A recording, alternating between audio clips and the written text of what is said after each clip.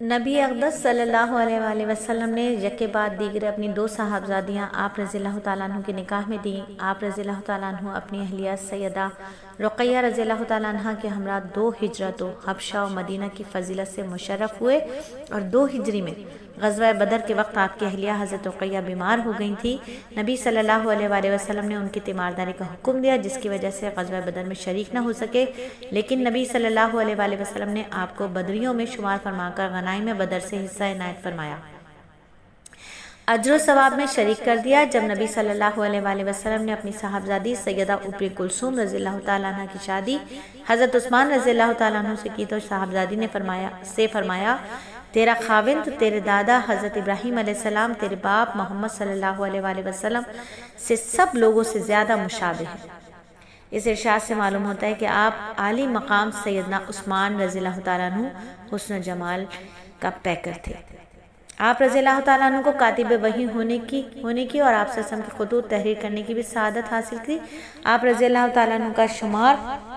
قرآن کے اولین حفاظ خلفائے راشدین عشرہ مبشرہ میں ہوتا ہے۔ آپ رضی اللہ تعالیٰ عنہ کو قرآن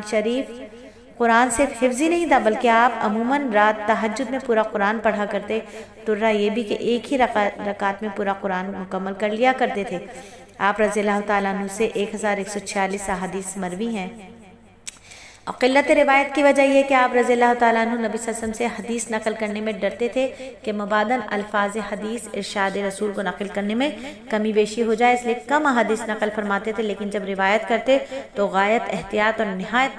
حسن و اتمام کے ساتھ روایت کرتے۔ اور آج امت کا یہ حال ہے کہ ہر بات سنی سنائی بات کو حدیث بنا کر آگے بتا دیتی ہے، کچھ نہیں سوچتی کہ یہ واقعی حدیث مستند ہے نہیں ہے، کئی من گھڑت تو نہیں ہے، کچھ نہیں پتا، بس ہر چیز کو حدیث بنا کر آگے بڑھا دیتے۔ تو سوشل میڈیا کے اس دور میں اس کام سے بہت احتیاط کرنی ہے کہ ہر جگہ سے کوئی بھی لفظ اٹھا کر حدیث نہ بنا دیں اس کو۔ حضرت عمر فاروق رضی اللہ تعالیٰ عنہ نے اپنے آخری اوقات میں 6 حضرات حضرت عثمان، حضرت علی، حضرت عبد الرحمن بن عوف، حضرت طلحہ بن عبید اللہ، حضرت زبیر بن عوام، حضرت سعد بن ابی وقاص کے حق میں فرمایا تھا کہ ان میں سے جس شخص پر اتفاق ہو اس کو خلیفہ منتخب کر لیں، لیکن یہ فیصلہ 3 دن کے اندر کیا جائے۔ تو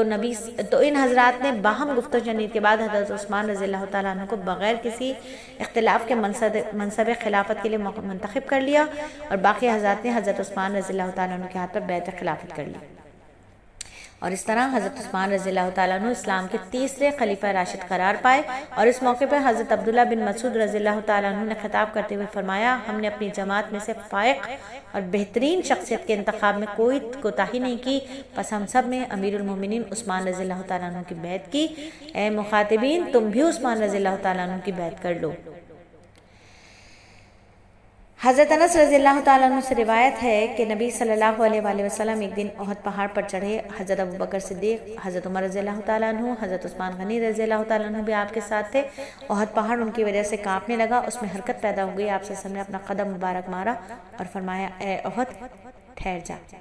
ساکن ہو جا، اس وقت تیرے اوپر اللہ کا ایک نبی، ایک صدیق اور 2 شہید ہیں۔ حضرت انس رضی اللہ تعالیٰ عنہ سے روایت ہے، جب حدیبیہ میں نبی صلی اللہ علیہ وآلہ وسلم بیعت رضوان کے لیے ارشاد فرمایا تو اس وقت عثمان رضی اللہ تعالیٰ عنہ نبی صلی اللہ علیہ وآلہ وسلم کے قاصد اور سفیر کی حیثیت سے مکہ گئے ہوئے تھے۔ تو ان سب لوگوں نے جو اس وقت موجود اور حاضر تھے بیعت کر لی۔ نبی صلی اللہ علیہ وآلہ وسلم نے لوگوں سے فرمایا، عثمان اس وقت یہاں نہیں ہے، اللہ کے اور اس کے رسول کے کام سے مکے گئے ہوئے ہیں، اگر وہ یہاں ہوتے تو تم سب کے ساتھ وہ بھی بیعت کرتے، اب میں خود ان کی طرف سے بیعت کرتا ہوں۔ پھر آپ نے